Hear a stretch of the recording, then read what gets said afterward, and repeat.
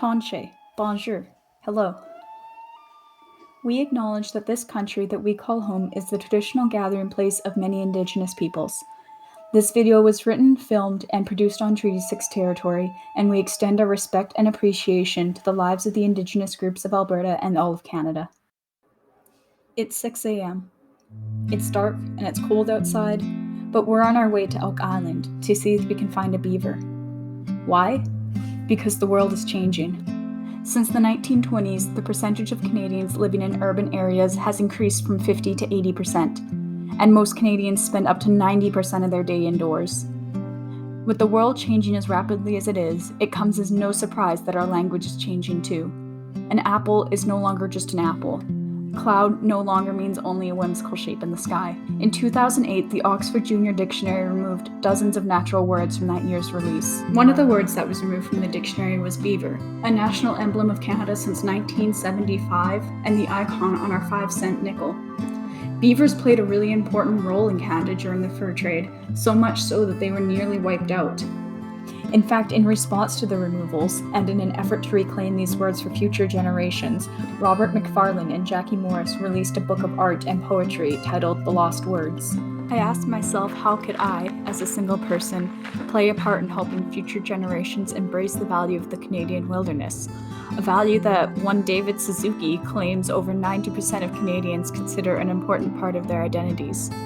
Maybe I could show that these lost words are more than just words. They're an important part of being Canadian. One of the only places I've ever seen a beaver in the wild is near Beauval, Saskatchewan. That trip wasn't really feasible, but I decided to take a visit to Elk Island National Park, just 50 minutes from Edmonton. The park is home to bison, elk, and more than 250 bird species. I started on Beaver Pond Trail.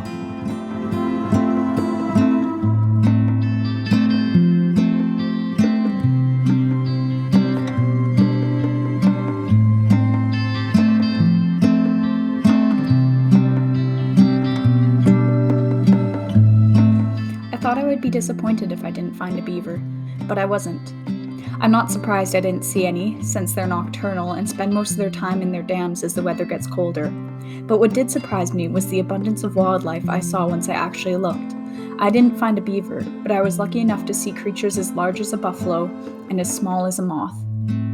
I saw muskrats, freshwater shrimp, chickadees, woodpeckers, squirrels, and even a white mink.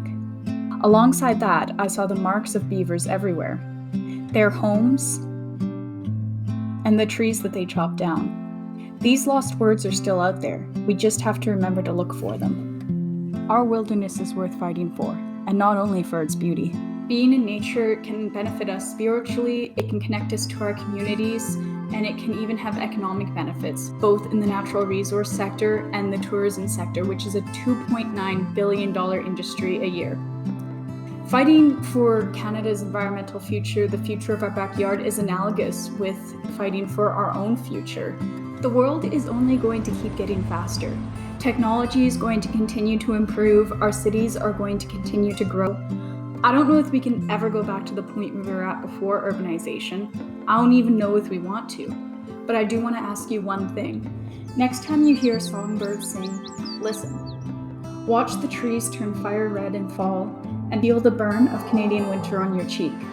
It is up to us to make sure our backyard is preserved for the future. But for now, stay warm and stay cool.